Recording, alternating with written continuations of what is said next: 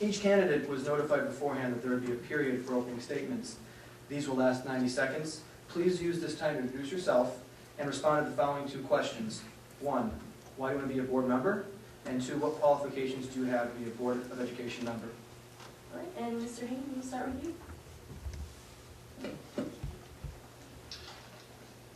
First, I would like to thank the Francis Hallmark Journalism students for hosting this event. My name is Mike Kane. I've lived in the district for over 27 years with my wife Terry.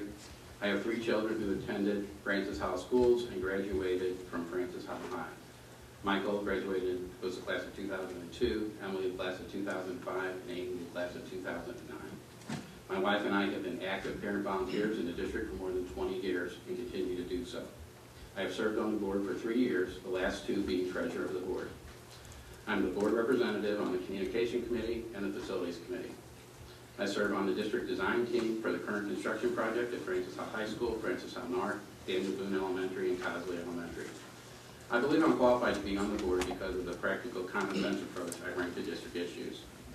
I'm active in district events and attend as many as possible. Veterans Day, the 4.0 luncheon, sporting events, concerts, plays, and my favorite event, graduation.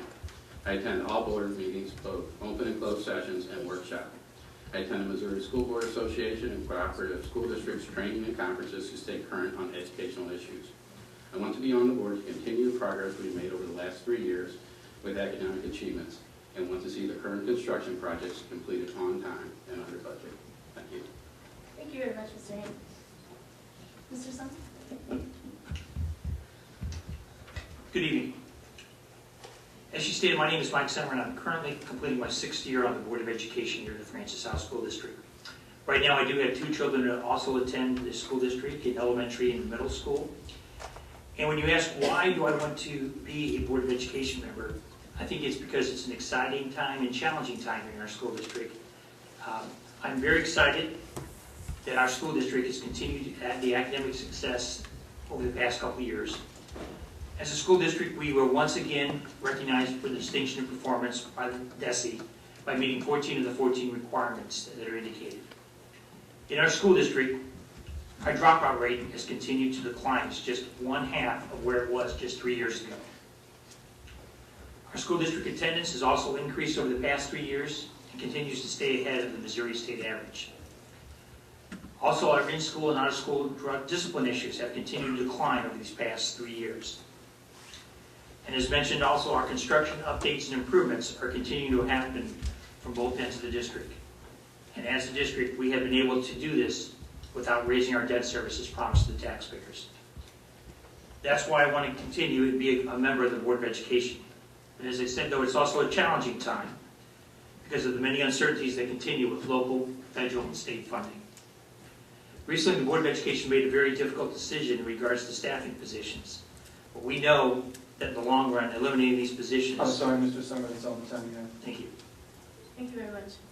Mr. Johnson? Good evening. As stated, my name is Ronnie Johnson. I'm a resident of the St. Charles community, St. Charles County, and of the Francis Howell School District for approximately 7 years. As a resident, I'm eager to serve the families and community of the Francis Howell School District. I'm married, Dr. Ronnie Johnson, administrator in the Francis Howell School District. I have 1 son currently attending Missouri Science and Technology. Serving and giving back to students is a passion of my life, and I hope to impart my values to the students of the Francis Howell, to the students and the Francis Howell School Board. I plan to focus on the technological student learning and the financial resources necessary to support learning what technology entails. I hope to create a greater focus on new technology becoming part of the educational process and continue to improve and maintain a caring and compassionate technological learning environment. What I bring to the board, I have over 27 years of working in technology in both public and private enterprise. I've served over 5 years on the board of directors for St. Louis County Courts, Court Appointed Special Advocates, CASA, as a vice president currently. Over 10 years of mentoring and serving students. I've had past experience of a chapter president of a fraternity for a citywide chapter. I've experience working with union workers and I've supported 3. I'm sorry, Mr. Johnson, that's all the time. Thank you. Thank you very much, Mr. Johnson. Good evening. I'd like to thank Francis Howell North today for hosting this event. My name is Eric Sider, and I'm running for the school board. I'm a passionate supporter of public education in our society, and I believe that public education is the civil and human rights issue of the 21st century. My wife Diane and I have 4 children. 3 of our children in college. 1 of our children is currently a sophomore at Francis Howell North. I believe that without excellent public education, our country will not be able to adequately compete in the global economy. I believe the Francis Howell School District needs to prepare our students with the skills and knowledge to successfully compete for jobs in the 21st century.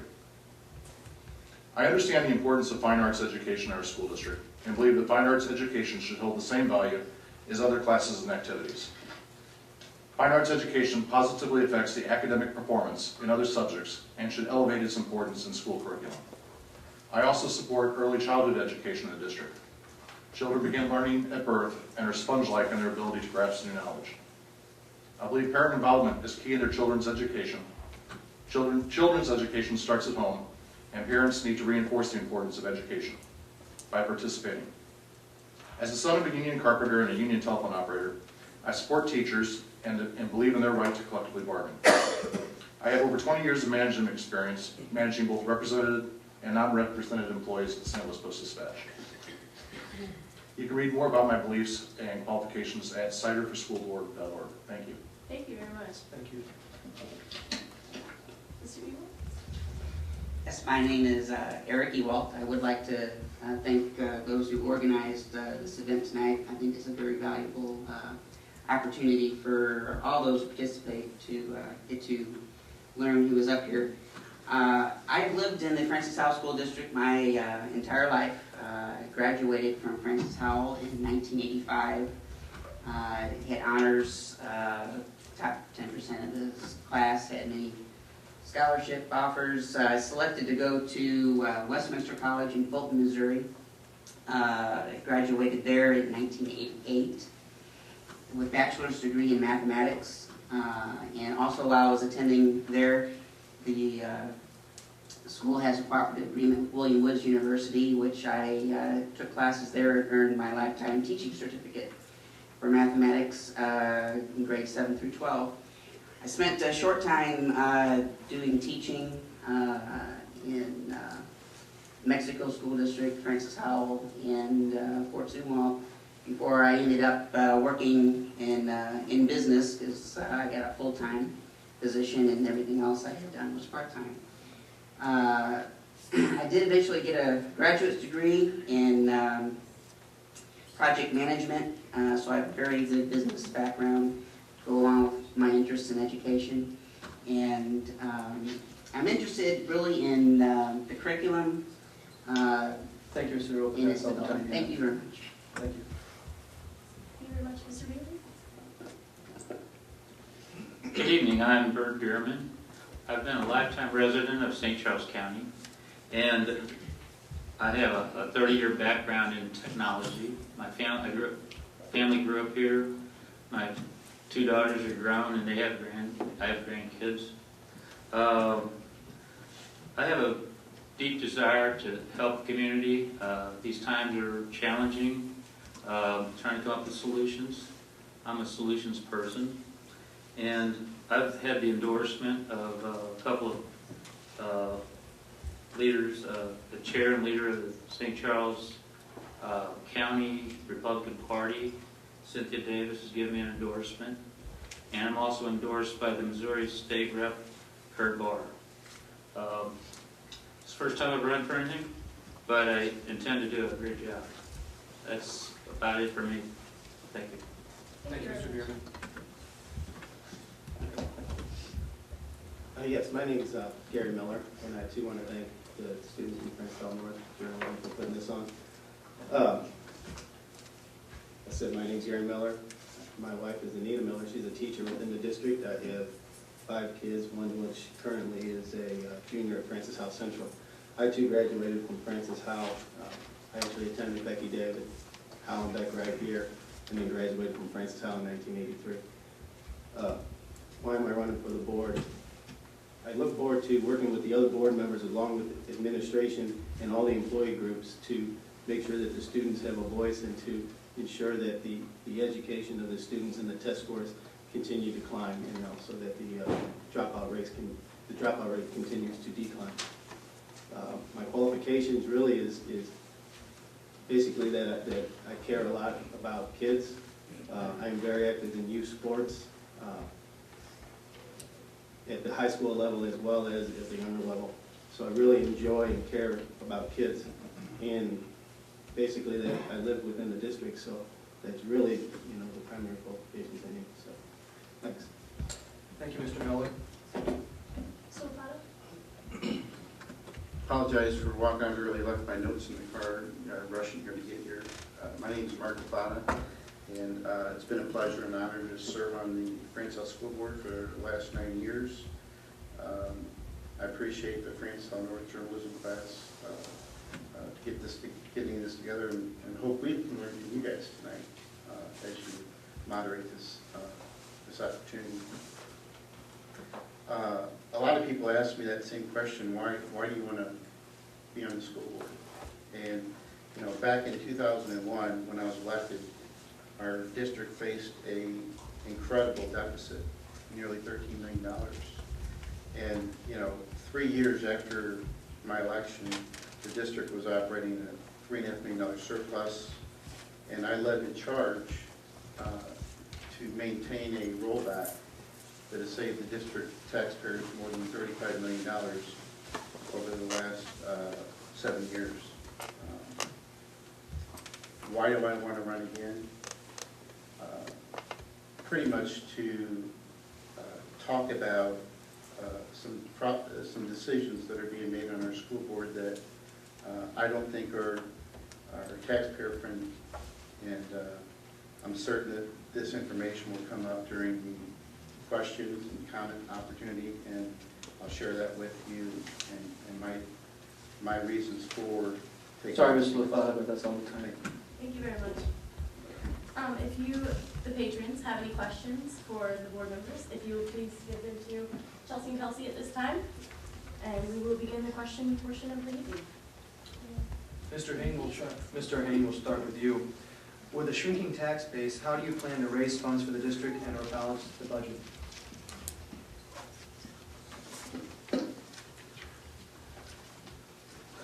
School districts across the nation, including Francis Howell, are experiencing financial stress from states / education spending stimulus money that is starting to dry up. This makes running the district more financially challenging than ever. It's the job of the parents, teachers, and administration board to work together cooperatively, working smarter with less, doing more with less. All programs and services that we constantly have are currently under financial review. The portion of local taxes versus state and federal is gradually increasing. Ultimately, the patrons of our district will control the quality of the schools by what they support in the way of taxes. That said, the current economy does not support a tax increase at this time. We're going to have to continue to do more with less, like I said. And it's up to administration to give us the guidance on the ways we can do that without affecting the students. Thank you, Mr. Hain. Mr. Summers, same question. This is a very difficult question to try to resolve in just 60 seconds, but one portion of the question talks about raising funds. At this time, with the current economic situation at the federal level and the state level, I do not anticipate our school district receiving any more funding. And if the question was posed to me, do I believe a tax levy increase is necessary or possible, in our community here in St. Charles, it really isn't an opportunity. I think our individuals throughout our community have struggled enough. So with that being said then, to try to balance the budget, we have to focus on our expenditures. And one thing we've done this past school year, as an example, is to take a look at our schedule and our calendar. And we've made adjustments and modifications there to try to reduce the expenditures that we have currently on transportation. I can tell you that other school districts are looking at many different things, and as a Board of Education member, we have to start thinking outside the box. There are members of school districts throughout the state that are looking at 4-day school weeks. That is always something that must be looked at. I know that. Thank you, Mr. Summer, but that's all your time.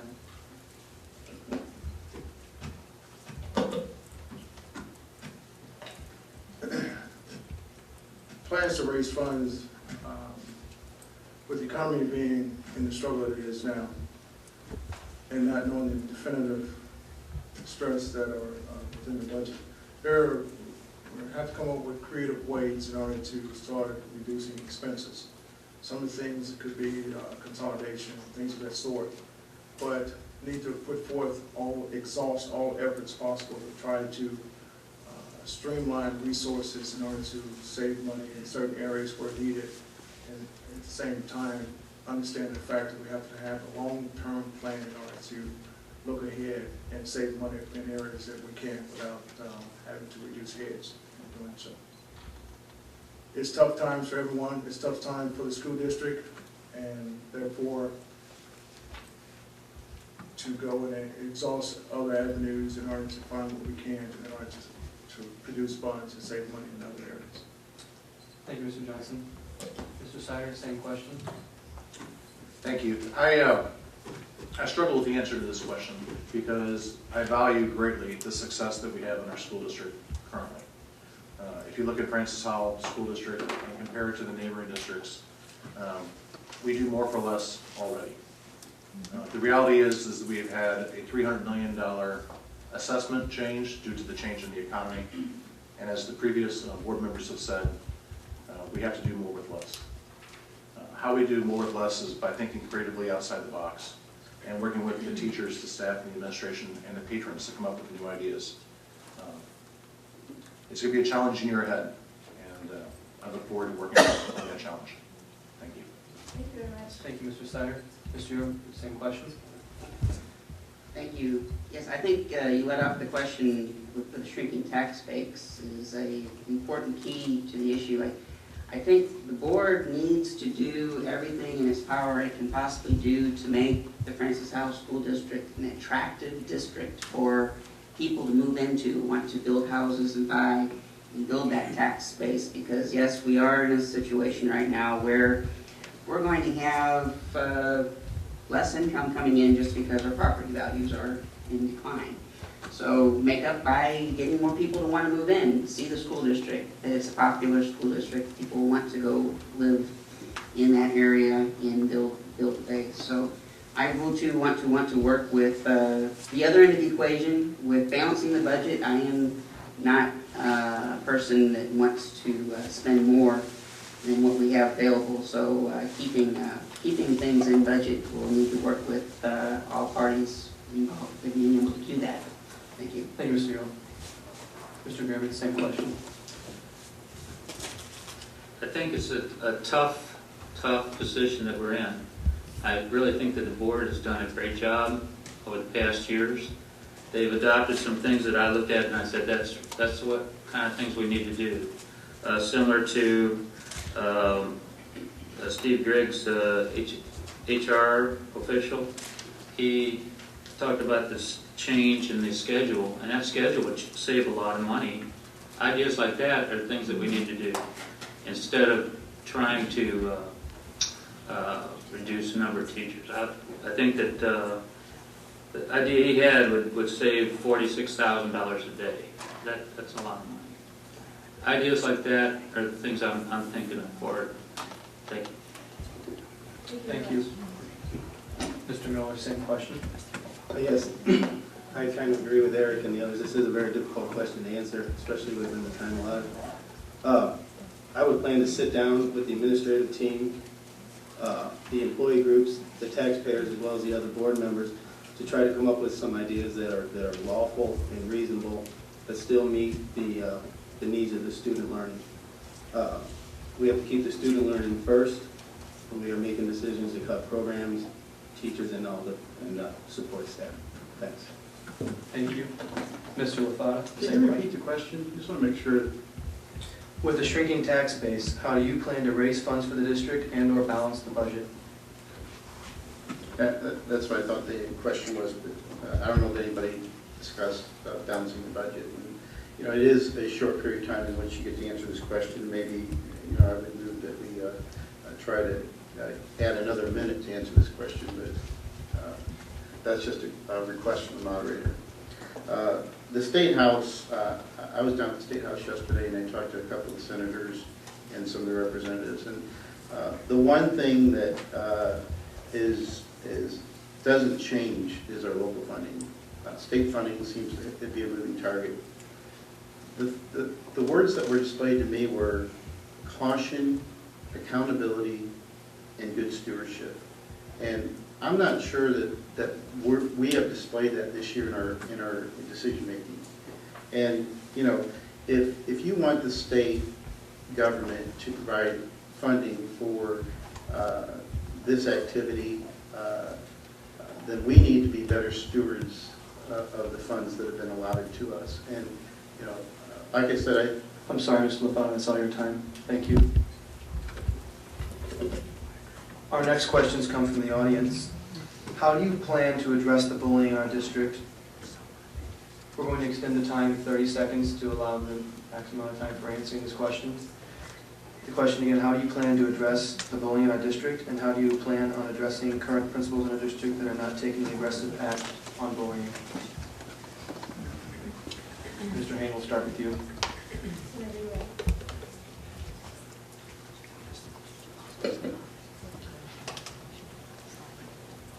Well, first of all, I'd like to say that there's no place for bullying in our district, in any of our buildings or any of our offices.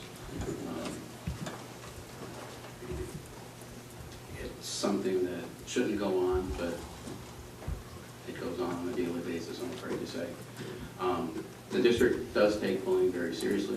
I think we need to continue to do that. We need to provide the resources and policies to go along with that, provide adequate resources for the anti-bullying programs. I know that there are several of those that are being implemented throughout the state.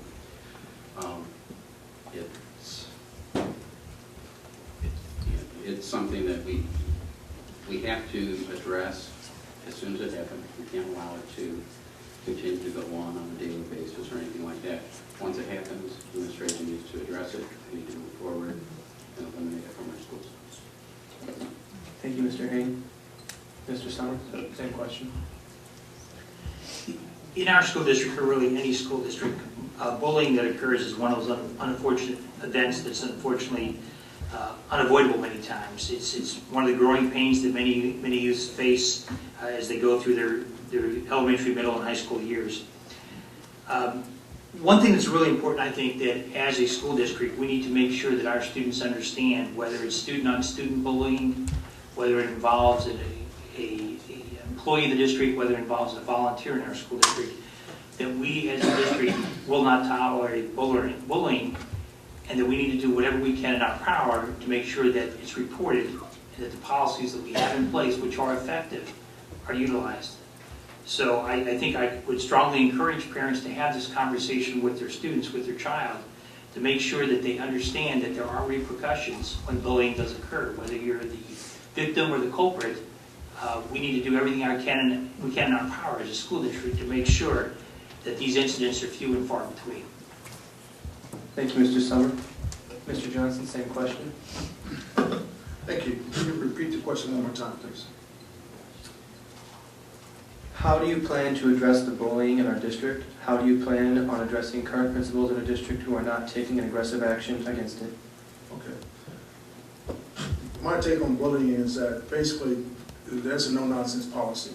I don't believe in bullying, and I believe that those that are within the act and those administrators that are part of that's addressing the act should be accountable for that.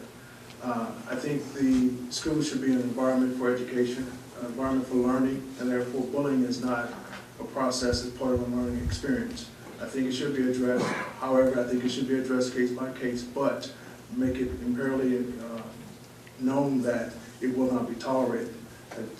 To me, that's a no-brainer. It should be addressed accordingly, and therefore any signs, any clues of that should be addressed by the administration, and they should be held accountable for that. That's my take on that in a nutshell. All right, thank you, Mr. Johnson. Mr. Sider, same question. Thank you for the important question. I agree with everything everybody has said. It's unfortunate. We saw many unfortunate things happen this summer with regard to people who took their lives because of bullying. Bullying doesn't belong in our schools, whether it be faculty, teachers, administrators, or students. And the policies that we put in place need to be followed so that our students and our teachers know what the policy is and how to address it and escalate it when necessary. Thank you. Thank you, Mr. Snyder. Mr. Ewalt, same question. Yes, thank you. I have 4 girls that are either graduated, one's graduated, and the other 3 are still in the school district. And fortunately, I do not hear a lot from them of complaints of being bullied. So I feel quite fortunate, although I do hear of it, and I think even when I was in school, I stepped in between, I think, bullies and my brother, and took it on myself in his place. And it's not a fun thing. And I hope that we have policies in place that are already being enforced, and it's not an issue that the question is being brought up because someone has a current problem with it not being addressed. So if that's the case, I encourage that person to contact the principal, school, whoever it might be. And I think also the board members themselves need to exhibit the correct behavior in this type of thing, not being intimidating with their language and use and wanting to get their way type of thing. I recently saw reports put out about board members wanting sanctions on other board members because of this type of behavior. So I hope we can set a good example. Thank you. Mr. Bierman, same question. Okay, the second part of the question dealt with how would we deal with people that don't aggressively deal with it. And I think that the expectation of the board would be that the administration would enforce the policies that they have, and that any parents that have any problems with that, with their children being bullied or otherwise, that they could express those to the board, and we would take immediate action on that. Thank you. Thank you, Mr. Bierman. Mr. Miller, same question. Yeah, I think everybody here pretty much has the same answer. I think Mr. Bierman kind of hit it on the head a little more. I think you really got to get the parents more involved. I think that, especially if the administrator at the school doesn't want to deal with it, then the parent really has to step in. And I think it has to be between the parent and the teacher and the administrator before it actually comes up to the board. And then from there, then you really have to follow the policies. It does not belong anywhere in the school at any level, whether it's a teacher bullying a student, students bullying students. It doesn't belong. But I think the parents definitely have to get involved in the decision. Thank you, Mr. Miller. Mr. Lafada, same question. I couldn't agree with everybody here. I mean, you know, that it's a parental issue along with the school district issue. And, you know, we, as far as the board's role in that, I mean, we don't really have a role. We set policies for that. And, you know, our expectations are that we have principals in place that are familiar with these policies and procedures and can address the issues. You know, I would agree. I don't hear a lot of bullying in our school district, so you know, I didn't know it was a huge problem. You know, I've never been contacted about it, so from my seat, my chair, you know, we have administrators and principals that deal with these issues. So. Thank you, Mr. Lafada. Our next question comes to us over Facebook. How will you determine which teachers get cut and which teachers stay when the need arises? Mr. Summer, we're going to start with you on this one. Just to update the public, at one of our recent Board of Education meetings, we had made the decision to eliminate 96.5 positions. At that time, we were just eliminating positions. We weren't necessarily cutting individuals. Fortunately for us, some of those positions currently are unfilled, and there are quite a few individuals throughout our district, our employees, that are taking advantage of an early retirement incentive. So hopefully the actual number of individuals that will have to be reduced will be very minimal. But that will be a very difficult decision that's made at our next Board of Education meeting on March 31st. It's never easy when you have to make these decisions, but with declining revenues, with the fact that our district enrollment is continuing to decline also, we would have probably eliminated some positions anyway. And, it's never easy because now, come our next board meeting, we're actually going to have to put faces and names with those positions that we've eliminated. There is a procedure in place that will determine which employees will be eliminated based on seniority and the needs and wants of our individual schools. Thank you, Mr. Summer. Mr. Johnson, same question. Anytime you talk about reducing heads, you're dealing with family livelihoods. It's always a tough decision, and basically, you want to go through what's best for the district, what's best for the school, and what's best for the budget, for the finances, and so forth. You try not to be biased about it, but you try to do what's best for the business, and business being the education. Anytime it's a tough pill to swallow, but you just go by and you go through the process is put in place, and you do what's best and try to set your emotions aside and realize that you're doing what's best for the education of the students. It's always tough to let anyone go. It's always tough to lose a student. However, it's part of our process based on the economy and what's going through. And you just go through the procedures and do the best you can. And hopefully it's more effective, most effective. He doesn't lose any educational ground with that. Thank you.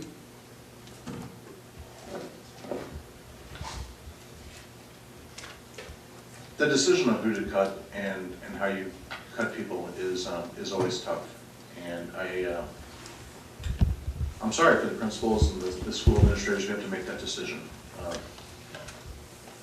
As Mr. Summer said, there are policies in place with regard to the needs of the school and the needs of the students, and we need to always keep the student education first and foremost and complete the mission of our district to best educate our students. I don't have a lot of experience with tenure and the different policies that are in place within the district to answer that knowledgeably. It's just a sad situation that today we do have to look at reducing reducing teacher positions. Hopefully we can minimize that as much as possible. Thank you. Thank you very much. Mr. Ewalt, same question. Thank you. The focus of having to make those decisions on who, I guess, is getting cut does really fall to the administrators, not necessarily the board. But as a board member, I would try to maybe give some guidance in the sense of what I said earlier about wanting to make our district an attractive place for people to want to come. Look at what services we be maintaining or not, depending upon those decisions on who's going to be let go. Early childhood development, I think, is an area that's attractive for people wanting to move into the area, especially if there's needs. There are a lot of people that are interested in their sports type of things. I congratulate the state champs in the hockey for the district that have done that type of thing. People will be interested in wanting to come and be a part of that if they have a choice to move into the district. When I was in school, it was wrestling, the state champs every year. So I think the sports programs are important to be able to maintain, do what makes the district attractive while you're still providing the basic education that you need to be providing the students in the area. Thank you. Thank you very much. Mr. Bierman, same question. Feel that the board has to approach this process in a very honest and open way that just shows that it's an honest process and that keeps the basic educational, keeps the level of education as high as possible, the way it is today. And as far as cutting any programs, I think that additional process has to be done. I think it's better to work smart than to try to cut things first off. Different people have great ideas, and sometimes you can find solutions, an alternative to things that cost a lot of money. That's the way of my outlook. Thank you. Thank you very much, Mr. Bierman. Mr. Miller? Yes, thank you. How to determine which teachers get cut? I don't think we determine which teachers get cut. I think you collectively sit down as a board along with the administration and talk to the employee groups and see where the enrollment's at, if it's inclining or declining, and then make a decision from there. I think that you know, it's more the programs that get cut than the teachers that get cut, which I'm not a fan of cutting anything personally. But, so to actually say which teachers gets cut, I'm guessing that there is the administration has a policy in place on when that happens. I'm sure it goes up to tenure, like, or seniority, like Mr. Summers said. But I'm not a fan of that, and I really don't think that as far as which teachers get cut, that it's the board's decision. I think as far as voting on what programs get cut due to lack of funds or budget cuts, then that's something we have to vote on. That's something we have to talk about collectively along with the administration. Thank you very much. Mr. Lozano? Thank you. In 2001, I think this question would have been a little bit more difficult to answer today than it is today. In 2001, I didn't have a lot of confidence in the administration. Today, I have the utmost respect for our administration and our people in place that are they're making these decisions. Obviously, priorities that least affect student achievement would be probably the obvious choice. Also, seniority plays a key role in who gets cut, who doesn't. But you know, we did it, you know, across the board cut. It wasn't certain areas. It was, you know, hey, we'll take a little here, a little there. And you know, I have the utmost respect for our administration in making their decisions. It was a tough one, but I work at a bank. I don't run a school district, so I don't know what it entails. So, I mean, I have to rely on them. We hire those people to make them decisions. Okay, thank you very much, Mr. Lozano. Mr. Heath? Repeat the question, please. How will you determine which teachers get cut and which teachers stay when the need arises? Well, first of all, it's not the role of the board to actually determine which teachers get cut. That it comes from the administration and the human resources department of the district in cooperation with the employee groups. They will present to the board an option of the employees that will need to be cut, and in doing so, they will be following the policies and procedures that we already have in place as a district. The board ultimately makes the final determination, but as Mr. LaFata said, it is an administration who we have great confidence in that will be making those recommendations to the board. And we're fully supportive of our board, but all of these decisions will be made in keeping the focus on student achievement. All right, thank you, Mr. Hain. Our next question. What aspects of the district do you think inhibit the success of our students and faculty, and how do you plan to correct them? Mr. Johnson, we'll start with you. Repeat the question, please. What aspects of the district do you think inhibit the success of our students and faculty, and how do you plan to correct them? I, as a board member, can't directly correct them.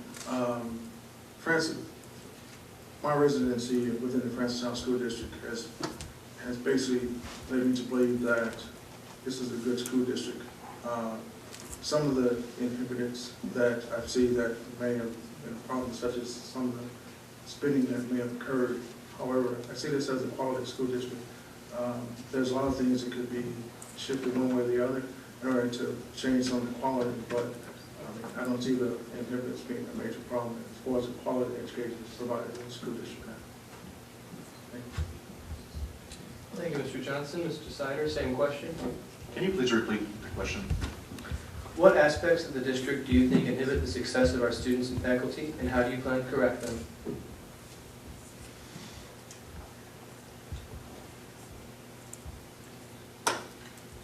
I think we have a great school district. I think we can be very proud of the achievements that our teachers and our administrators currently do. I am not fully aware of things that may be inhibiting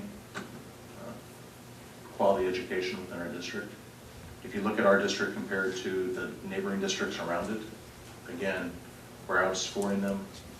We're doing better in graduation rates, and we're doing it for less money on average than the rest of our district. If somebody would ask if I knew a specific incident or thing that was inhibiting education, I would deal with it in a manner that was respectful my fellow board members and work with them on a solution that was good for the district. Thank you.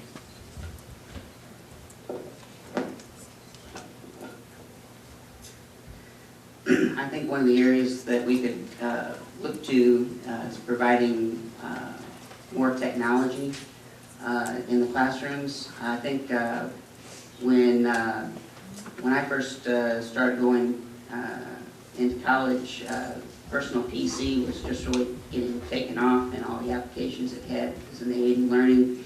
And now today we've had the internet for such a long time.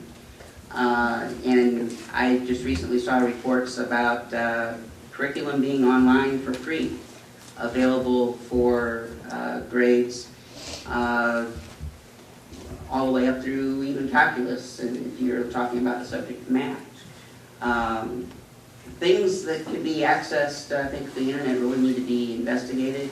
We need to invest in the hardware that's needed to be able to do this, whether it's computers, more computers for classrooms, that type of thing. That's my idea. Thanks. Thank you, Mr. Ewalt. Mr. Bierman, same question? The only thing I can think of is with technology. Like you said, you had to have updated technology, keep it fresh and at the leading edge. I know most students are at the very leading edge of technology compared to even the school district. Whether you're talking about email or the communication between students, you know, they're talking to each other with Twitter, Facebook, messaging. They've got it down. I think that the school district should actually capitalize on some of this technology, but it's a matter of choosing wisely what to do. And I think we can work together and find a good solution for that. All right, thank you, Mr. Bierman. Mr. Miller, same question? Yeah, yes. A year ago, I may have had a different answer for this, but currently, since Dr. Sloan has became the superintendent, I'm really happy with the way the district is headed. I think that the administration and the board have worked together, along with the employee groups, this past year, more so than in recent history, to make sure that to keep promoting student learning and to keep promoting that our test scores still are on the rise and the dropout rate is still decreasing. So I think that the board's starting to come together. So I think that is, to me, a year ago, that was what was really inhibiting. So, thanks. Thank you, Mr. Miller. Mr. Levada, same question? Yeah, I echo the thoughts of a lot of people up here. I think that the school district has made great strides, and we're a model school district now. People model what we're doing on the student achievement level. You know, obviously, you know, we have to keep in mind that there are other opportunities out there to, you know, address student achievement. And, you know, we've got an administration, we've got principals, we've got several people in place that provide good leadership so that we are on the leading edge of educating students. And, you know, we reach all students, and that's what our mission statement is all about. And I'm very happy with the staff that we've got in place to address the learning needs of all students. Thank you, Mr. Lefada. Mr. Hain, same question? When I first heard this question, I was kind of like, well, I didn't really think the district was inhibiting our students or facility, but I guess the answer to the question, you know, the board has three roles that they need to do. One is hire a superintendent, two, establish budget, and three, set policy. It's the superintendent's job to assess what's needed for our students, for them to be successful and offer teachers their supports to ensure success. The board supports our administration. You've heard it over and over again, what a great administration we have here. The only limitations that I believe that we have in place for students and teachers is our financial resources. And unfortunately, that's something that's not going to change in the very near future. Thank you, Mr. Hain. Mr. Summers, same question? Right now in the Francis House School District, I truly do not believe that our students and staff are being inhibited. I think they're being very successful in what they do on a daily basis. We provide opportunities for our staff to continue to develop through the professional learning communities. And in the Francis House School District, we are very proud that we have the most national board certified teachers in the entire state of Missouri. Not too long ago, the Board of Education in Francis Howell and other Board of Educations in St. Charles County were together at a St. Charles City Council forum. And one of the other superintendents that were in attendance that evening talked about the success of Francis Howell, indicating that they were not a Francis Howell yet, but they're going to continue to try. I've also had situations and opportunities at different events throughout the community where I've been pulled aside by employees of other school districts wanting to know how, as the Francis House School District, we continue to be successful year after year. And it's just not one thing that you can put your finger on, and it's not something that's happened overnight. But truly, right now, we are continuing to be a successful school district and are not in any way inhibiting our staff or our students in their success. Thank you, Mr. Summer. Our next question comes from a patron. What experience do you have in keeping and maintaining a vast budget, such as Francis House? Mr. Snyder, we'll start with you. I do not maintain a $172 million budget as the director of IT for the postal staff. I do maintain a several $million budget that is both in capital and operating budget. I do understand the difference between a capital budget and an operating budget. And I believe that I can use the experience I have over the last 20 years of maintaining that budget in a similar way for the school district. It's common sense approaches to how you spend your money. Thank you. Thank you, Mr. Snyder. Mr. Ewalt, same question. I don't think I can do much better than that myself. Really personal finances and as my time as an employee, as a design engineer and project manager for working for a company that installed special system and fire suppression systems. And administrating bids on that job is probably about the best I could do as far as working with larger numbers. But I know budgeting is always a contentious thing. My point on this would always be to be able to stay within your means. So we're defining what our budget is going to be and doing all we can to stay within that. Thanks, Mr. Ewalt. Mr. Bierman, same question. Okay, I'll just say that, like most people, I can stretch a dollar and make it count. And also, in my past experience, I've been in the front seat process of negotiating maintenance contract with the state of Kansas and the Blue Cross of Kansas for a $5 million contract. And my job was to craft this thing so that they could match their budget. And I think that's what we need to do. Thank you. Thank you, Mr. Bierman. Mr. Miller, same question. Thank you. I'm pretty much the same way as Mr. Seidel down there. I'm a pipe fitter. I'm not a numbers person. I would rely on Mr. Supple, the administration, and the rest of the board members to sit down and talk about the budget and to do whatever we can to still keep it in favor of the students and the learning, and just rely on feedback from everybody. Thanks. Thank you very much, Mr. Miller. Mr. Lopato? Another shot at it?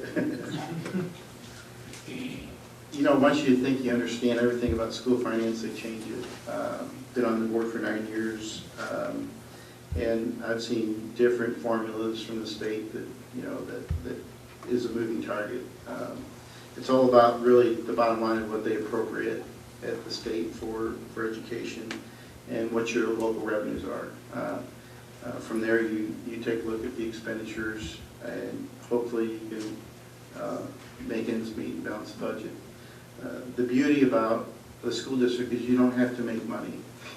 All you got to do is break even, I've been in banking for 22 years, and I examine people's financial statements, and in order for them to get a loan, they've got to be able to demonstrate a profit. So unlike a business, the school district doesn't have to generate a profit, but we generate an educational process that promotes student achievement, and that's what we want to make sure that we put our resources to. Thank you. Well, thanks, Mr. LaFata. Mr. Hayne, questions, yours? Yeah, I'm not a CPA also, so I'm not going to profess that I understand all the ins and outs of the budget, but I have run my own company for quite a number of years. I've been on the board for 3 years, and over that time have acquired the experience to be able to look at the budget and know what to ask of Mr. Supple, the district CFO. Our district has an award-winning finance department. We've won awards for the last three years, if not more, for the way that they do the budget process. Basically, I know the questions asked based on the experience that I've acquired over the last 3 years being on board. Thank you, Mr. Hayne. Mr. Summer? As a school district, we're very fortunate to have Kevin Supple as our CFO, and that's one of the many reasons why, as a school district, we continue to have a AA bond rating. I think Mr. Hayne was looking at my notes that I wrote down here, but basically, as a board member, it's our responsibility to know what questions to ask and when to ask them. It's amazing when you think about our school district having a $172 million budget. By the time you think about the construction projects, we're well in excess of $200 million this school year, with 2,400 employees and nearly 20,000 kids. When you count our early childhood, the transportation miles that we run each day, the number of lunches that we serve, we are a very big organization here in St. Charles County. And as a board member, coming up on the completion of my 6th year, and as a CPA in the community, I've built a good relationship with Mr. Supple to know exactly what he's asking for and what he's trying to present as a board. You'll find out as the Board of Education is composed of many individuals, some with an educational background, some with a business background, some with no background whatsoever, but it's the makeup of that board that makes the board a success. So it's important to know what questions to ask and when to ask it when you're talking about a vast budget of our size. Thanks, Mr. Summer. Mr. Johnson, questions, yours? Thank you. First of all, let me clarify that my profession is technology. However, I understand the numbers, how they crunch, and therefore my best, my experience is I've dealt with budgets in the past, but I understand how budgets are done, I understand the language, I understand the numbers, how they crunch. But I would definitely rely on the resources within the board, Mr. Supple and others, to understand the best budget for the school. Other than that, I don't. That's my vast experience. I understand the language. I know how the numbers are crunched. You can't spend more than what you have. And I definitely rely on gentlemen like Mr. Summers and Mr. Supple in order to make sure that I understand that the numbers are what it should be and how they are. All right, this next one's another patron question. It will be our last question of the evening. Please address the issue of reading assistance programs only being provided to students through the 2nd grade elementary schools. It seems issues began to show up in later grades as well. Mr. Ewalt, we'll start with you on this question.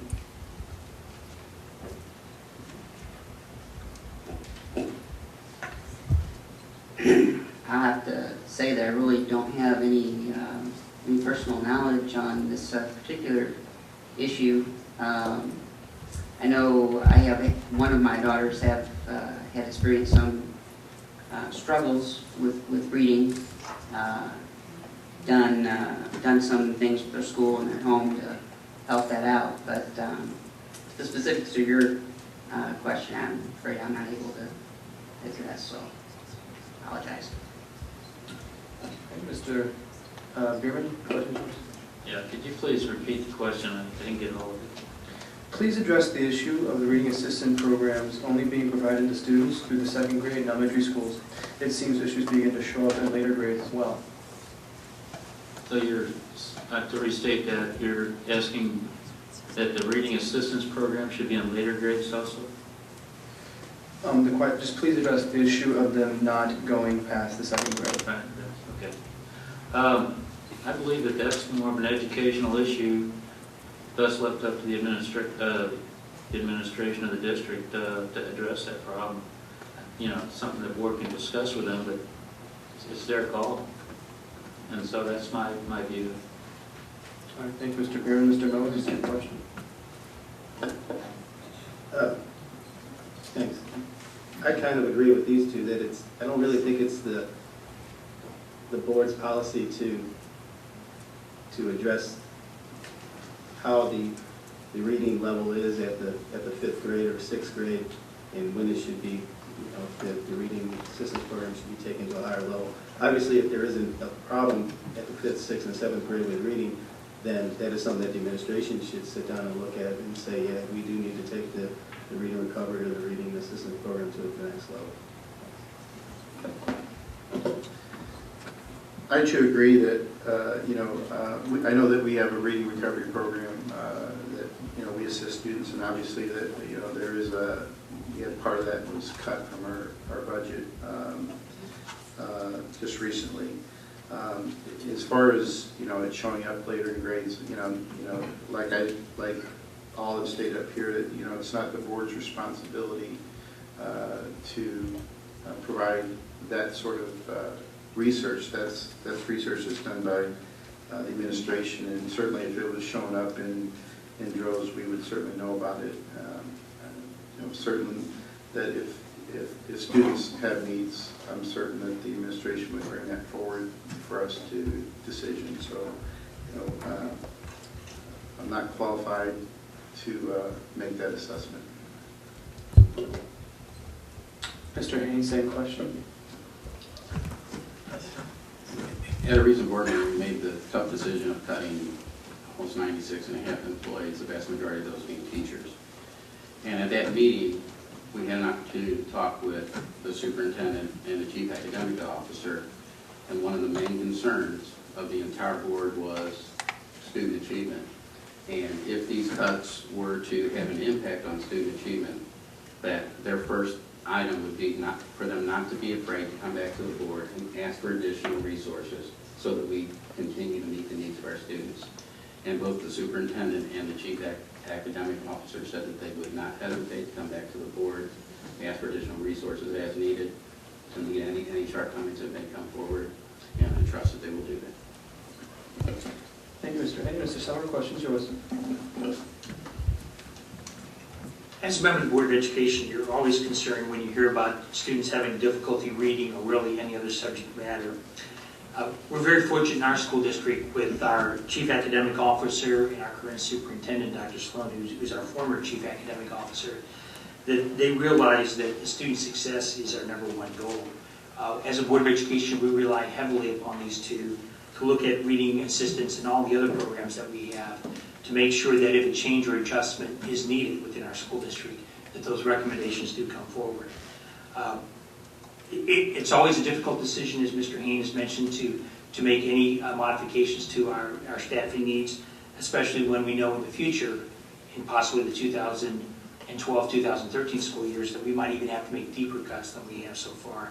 But I do think as a Board of Education, it's very important to make sure that we are in sync with our superintendent and our chief academic officers, because that is what our main purpose is here as a school district and as a board, is to make sure that all kids are successful, no matter what end of the spectrum they're on.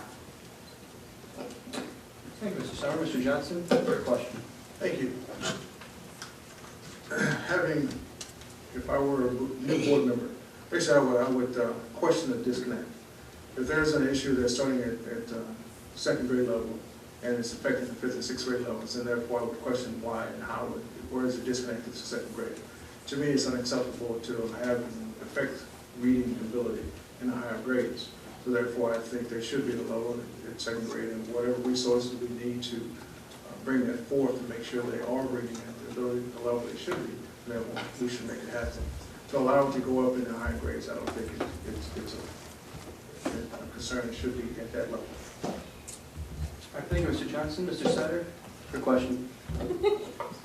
I would agree with the rest of the candidates up here that we're very lucky to have a very strong administrative staff and Dr. Sloan and her staff. And as a board member, I would expect Dr. Sloan and her staff to bring the need for extra resources back to the board. I realize that not every school within our district has the same academic needs. They differ from school to school. And I trust that Dr. Sloan and her very capable staff are putting the resources where they need to be most effective. And I would support her need if she asks for additional resources. Thank you. All right, as time turns out, we have time for actually one more question. This last one comes from an 11th grader at Francis Hall North. He put it up on Facebook, and it's his parents asking this one. How will you fight to keep the Francis Hall School District efficient during these education cuts? Are you willing to cut extracurriculars, or will you find other ways to balance the budget? Mr. Bierman, we'll start with you.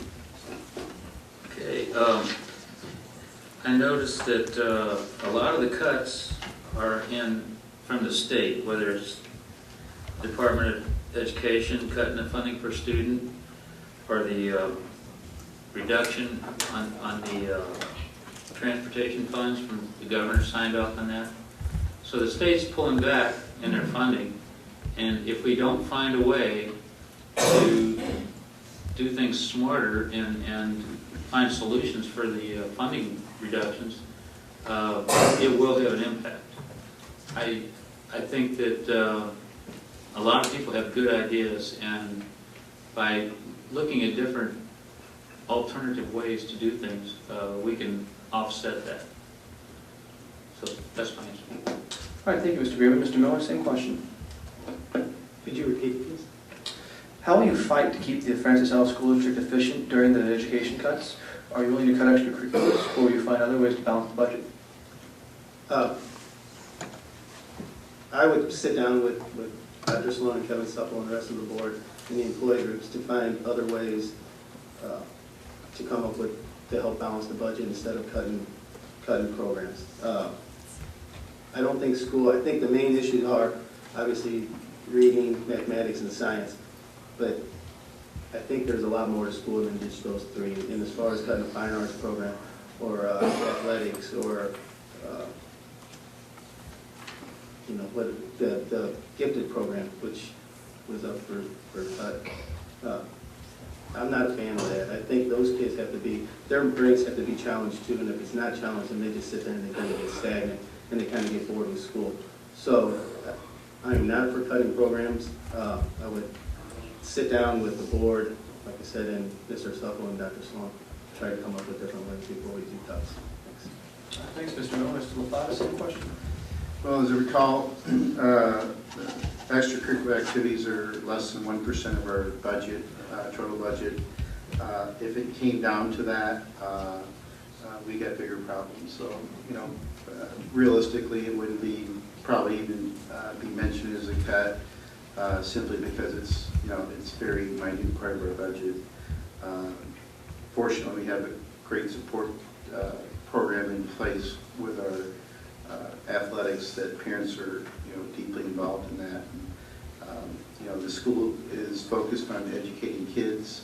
That's why it's less than 1% of our total budget. And I would not be a fan of cutting that.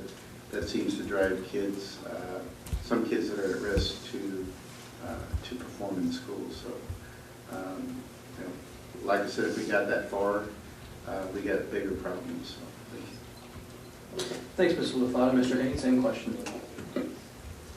As Mr. LaFava said, it is such a very small percentage of our overall budget. I do not believe that we should be cutting any of our extracurricular programs at this point in time. I think we can find other ways to continue to explore other possibilities for financial cuts and look at different ways to make ends meet. I truly believe that the extracurricular activities, whether it be band, sports, drama, or any other clubs and activities that we offer, are a very integral part of the education process. And the success of those programs is one of the main reasons of our declining dropout rate in the district. So I would not be in favor of cutting those programs. Okay, thank you, Mr. Haynes. Mr. Summer. One of the difficulties you have when you consider such a question like this with extracurricular activities is for many of our students, that's really the only connection they have to our school, the limited success they have in the classroom. is because they have the opportunity to be part of an extracurricular activity, whether it be sports, club, or any of those items that we offer at the elementary, middle, and high school level. One of our difficulties, though, as we know, state funding is going to decrease. They are seriously considering decreasing transportation funding or summer school funding up in Jeff City right now. But one thing, though, that we look at as a school district is, and I do as a board member myself, is I very much try to determine what can we do to minimize the impact in the classroom. And one thing that we looked at when we had to make that difficult decision with the positions that were eliminated earlier this year is what was the effect on the students. Each one of those positions, we asked the administration to help us determine would it affect the number of students in each classroom. Some had a small impact, some had a larger impact. But it's difficult, and that's, I think, where you need to focus at whenever you're considering any cut is what is going to be the direct impact for our students in the classroom. Thank you, Mr. Summer. Mr. Johnson? Thank you. First of all, I'm not a fan of cutting extracurricular activities. I believe that you find the best way to balance the budget with the means that you have. Extracurricular activity is part of the education process, after school activity, and it is important to students, even though maybe 1% of the budget, but it is an important part of the school activity. So no, I'm not a fan of cutting extracurricular activities. I'm a fan of making sure that you do what's best, and you exhaust all resources and try to find the best budget based on the funds. Thank you. All right, thanks, Mr. Johnson. Mr. Sire, same question. I think that we're all unanimous up here so far. We all believe in the value of our extracurricular activities, and as Mr. Lopata said, they represent a small portion of our budget, so I would not be in favor of reducing extracurricular activities. I would be in favor, as a board member and as a parent, to try to lobby our state government, our state representatives, to understand the importance of local education and the decisions they make, the real life changes that and how that impacts our kids in our district. I wouldn't want to cut anything that has the value that decreases the education of our students. And thank you. Thank you, Mr. Sire. Mr. Ewalt, same question. Yes, I had addressed this a little earlier in a question about making the district an attractive place for parents and students to want to move into. I was active in sports myself when I was in school, and I think it is it's valuable also academically in the classroom. I think kids who stay physically fit are more alert, attentive in the classroom, and it helps them actually get better grades. So I think there's a very strong benefit to having these programs, and I'd even maybe throw it back to the question makers. Are there other activities that we're not providing that they'd like to see included? When I was in school, there wasn't a chess club. I basically created one, and we took 21st place in the national tournament that year. And then there wasn't one after I graduated again. So maybe there's opportunities for students to put some input in on some activities that wouldn't cost the school district very much at all to implement, like a chess team. And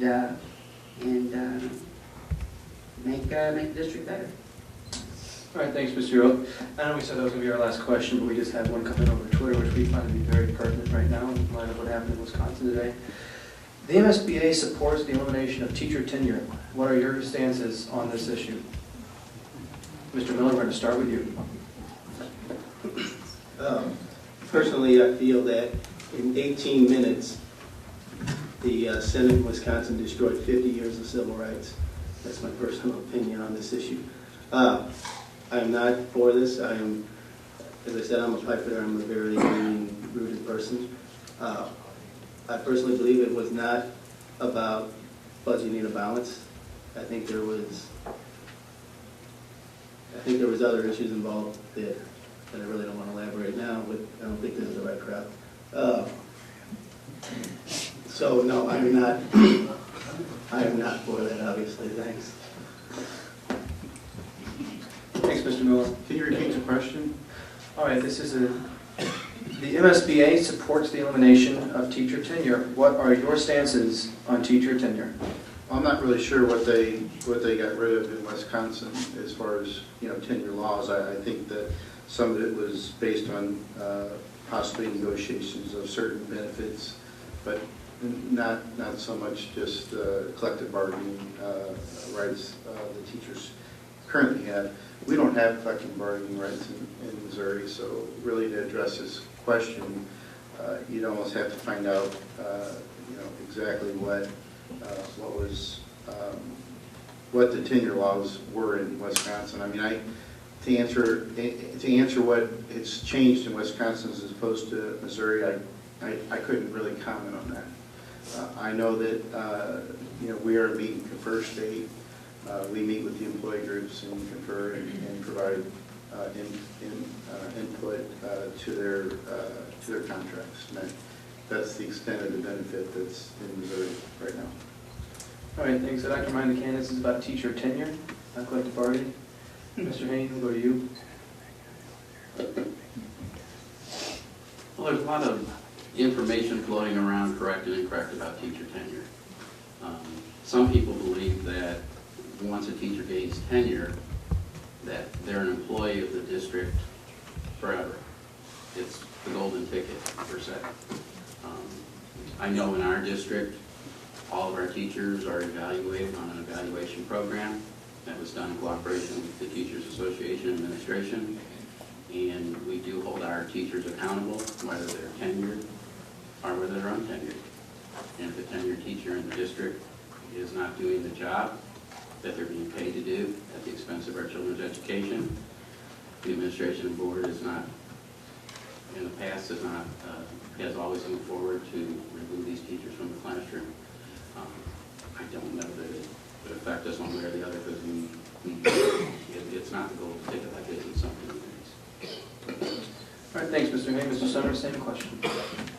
Just to briefly educate everybody that's here in attendance and viewing also, here in the state of Missouri for tenure, it is pretty much a lifetime contract once you get past your 5th year in education. But in the Francis Howell School District, though, it really is not an issue, simply because we are very careful in our selection process when we hire our teachers. We make sure that a truly in-depth evaluation does occur each and every year, and we give assistance to those new teachers to make sure that if they are going to be a lifetime employee of our school district, that they have the training and the necessary tools to be successful. With that said, though, as a school district, though, we have not been afraid that if things change with a teacher and it's in the best interest of the students, that we will go through the process of removing a tenured teacher. But we hope that we never have to come to that process. But as far as the tenure change in the state of Missouri, it's not a big issue in our school district. But we will live with whatever Jefferson City tells us is the law in regards to tenure. All right, thank you, Mr. Summer. Mr. Johnson, same question. Thank you. Not being an educator myself, but I'm married to an educator. Tenure is important for in education. Therefore, I believe that, no, I'm not a fan to get rid of it. However, I think a teacher should be held accountable, tenure or not. Education is important. Therefore, once you reach tenure, you don't cut back. You still continue to strive to provide the best quality teaching education for the students. To me, it's almost like a no-brainer. You don't. Education is education. You want to maintain the quality. If quality is 100%, you always want to strive for 110%. Tenure or not. But however, they should be held accountable for the level of teaching that they're doing. Simple as that. Thank you, Mr. Johnson. Mr. Sider, same question. I believe that tenure is important in our school district because it does provide some rights to the teachers. But obviously we don't want teachers in our district who are not doing their job. And I believe we have the policies in place and the reviews in place to make sure that our teachers are meeting the needs of the children. And we keep the children first and foremost and their education first and foremost. We can have both tenure and great teachers in our district. Thank you, Mr. Sarver. Mr. Ewalt, same question. Thank you. Yeah, I think I'll echo what the other folks have said here on the subject. I don't know that it's an issue with our district. Generally speaking, I think I'm one in favor of, I guess, what would be in terms of a right to work arrangement. You know, if we have the procedures and policies and practices in place to properly evaluate the educators in the classroom, and it's clear that we're not getting the results that we are wanting in the classroom. We have, you know, an avenue in place.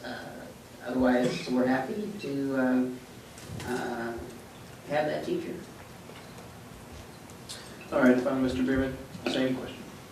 I'm all in support of teacher tenure, and I think that the board has to do, the local control of the school district has to be good. If we don't do a good job, the alternative is we'll slide into where the federal government starts to have more and more control over our school district. And if you look at what the federal government's doing, they are just getting rid of tenure. So I think we just have to do a good job. All right, thanks, Mr. Bierman. All right, this is going to take us to our closing statement portion. We're going to shorten the time to 1.5 minutes just to accommodate the time allotted. So we're going to start with Mr. Hain. Your closing statement, please. Okay, so I'm going to take my 2 minutes and allocate it to 1.5 minutes. First, again, I would like to thank the National Award-winning Francis Hall and our journalism program for hosting this event. They are a credit to our district and example of the great things that are happening in the Francis Hall District. Second, I would like to thank the voters for giving me the opportunity to represent the Francis Hall District.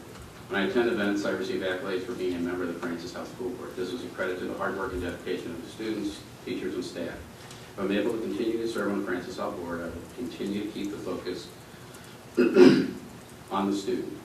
All decisions should be made keeping students as our first priority. As a board, we have one employee, the superintendent. I was part of the board that hired our current superintendent, Dr. James Sloan. That was a great hire for Francis Hall.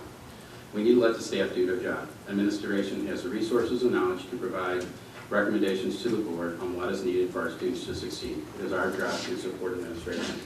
I will continue to improve communication with the patrons of the district. We need to make sure the community and district are engaged in two-way communication with all patrons. We need to be fiscally responsible. Money is tight. The economic downturn has affected all of us. We will continue to be required to do more with less. Over the last 3 years, and with next year's proposed budget, we have cut about $15 million from the budget. I do not support a tax increase at this time. I will continue to provide a practical, common sense approach to the issues faced in the district. I will continue to collect information from all, evaluate and vote on the issues, always keeping children first. Being a real estate appraiser, I know the most important thing in maintaining property values is a great school. I want to thank the community for the opportunity to serve and will continue to keep the focus on the children. Thank you. Thank you, Mr. Hain. Mr. Summer? To begin the closing, I too want to thank the students from Francis Howell North who have made this evening a very great success. I know a lot of time has gone putting this information together for us, and we appreciate that as members of the board. I also want to take a quick moment to thank the other 7 board candidates for being here this evening. It's nice to have an opportunity for the public to see all 7 candidates and what they're all about. Earlier this evening, I had a chance to speak about the many successes that have occurred in the Francis Howell School District. This evening, we've also heard quotes that this is a very popular school district, that the board has done a great job, that this is an attractive place for people to come. This is a good school district. I'm proud of the achievements. I'm happy with the district. We are a model school district. These are not my quotes. These are quotes from the other 7 board candidates that are up here this evening. These successes, though, in our school district did not happen by chance and did not occur overnight. The Board of Education has selected a well-qualified superintendent and has allowed her to run the daily operations of our school district with the goal of student success always in the forefront. There's a change in the board leadership, and this has allowed the administration to continue to be successful in their daily tasks. As a current member of the Board of Education, this position can be very challenging, but also very rewarding. And I've enjoyed my commitment to the community as a member of the Board of Education and hope that the voters in the Francis Howell School District agree with me by allowing me to serve on their Board of Education for an additional 3 years. And then finally, if anybody else has any questions that did not get answered this evening, I'll be glad to talk to you after the forum this evening. Thank you. Thank you, Mr. Summer. Mr. Johnson? Thank you.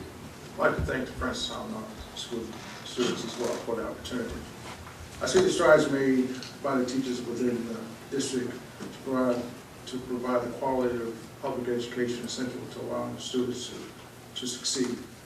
As a district, we should be proud of the efforts made by the staff and the support received from the community and the accomplishments of the students.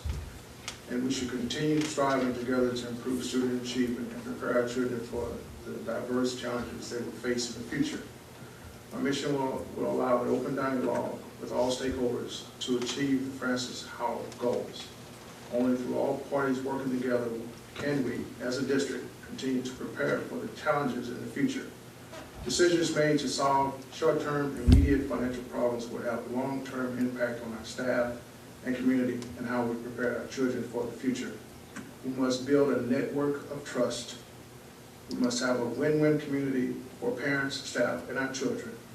I understand the pressures of meeting increasing financial cuts and continue to achieve goals with shrinking budgets. As a parent living in the Francis Howell School District, I understand the impact stress can have on children. As a taxpayer, I understand the pressure of increasing tax burdens on the property owners of the community. As a board member, I hope to balance all these needs in an effort to achieve the highest quality education for our students.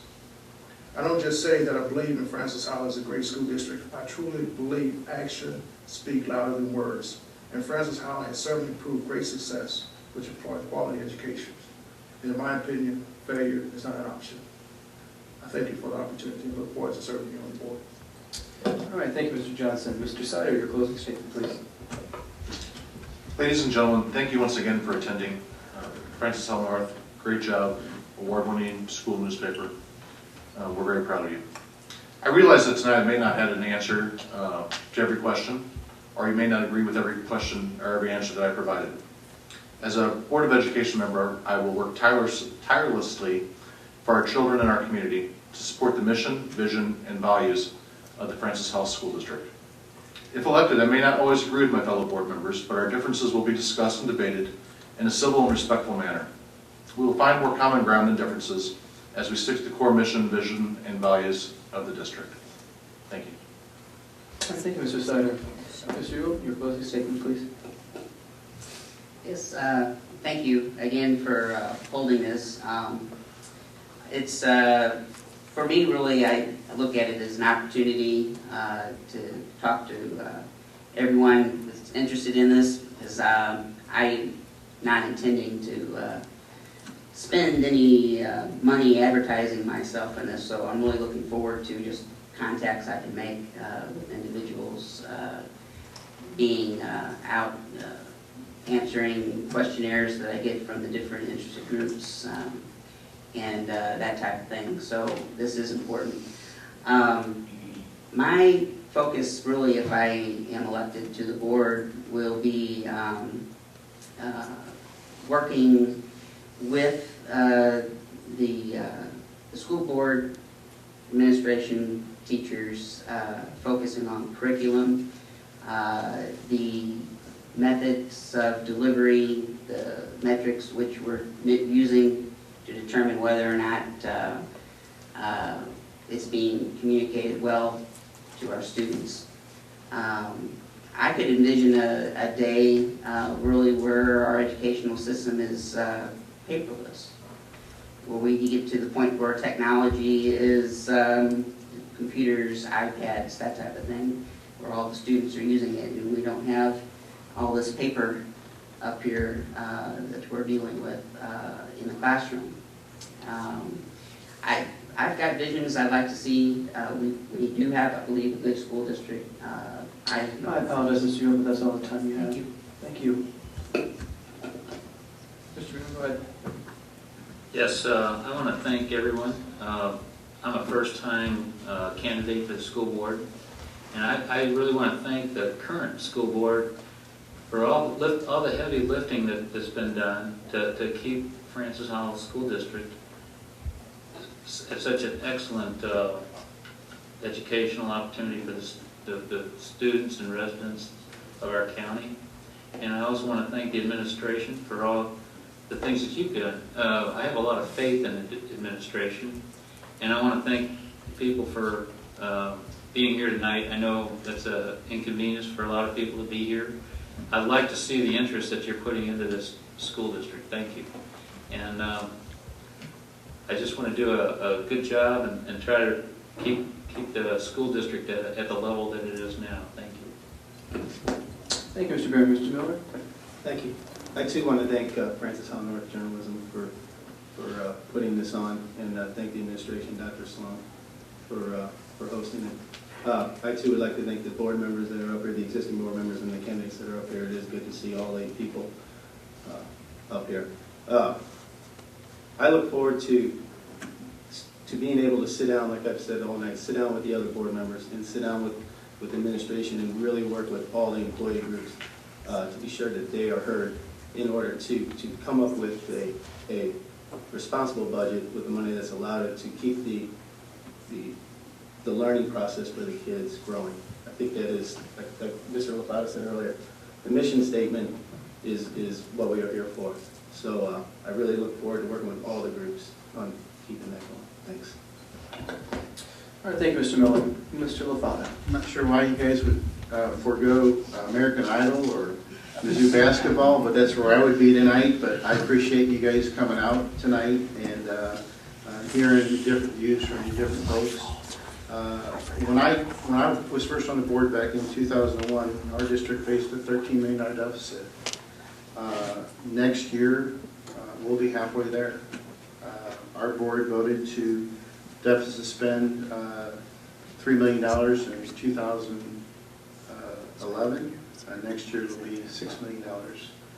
So, you know, our board also voted to add an addition onto a elementary school with declining enrollment district-wide. At the same meeting, we cut $10.7 million out of our operating budget. Now, it doesn't make sense to me to go out and borrow funds when you're operating in a deficit situation. No matter how cheap the funds you're getting, the taxpayers are still responsible for that money. And, you know, I want to keep the taxpayers on notice if I'm elected to continue to fight for accountability. I'm not sure we're getting that right now. And I think leadership is lacking at the board level. And, you know, I'm frankly going to spend my entire time campaigning to make sure that accountability is brought to this school district. Thank you. All right, thank you, Mr. Lafata. I believe that is all the time we have for tonight. We would like to thank you all on behalf of EpicGenToday.com for attending this year's Meet the Candidate Night. We hope that you have seen what you've seen tonight has been helpful to you guys as voters. We are looking forward to seeing you guys out on Election Day. Thank you guys and have a great night, okay?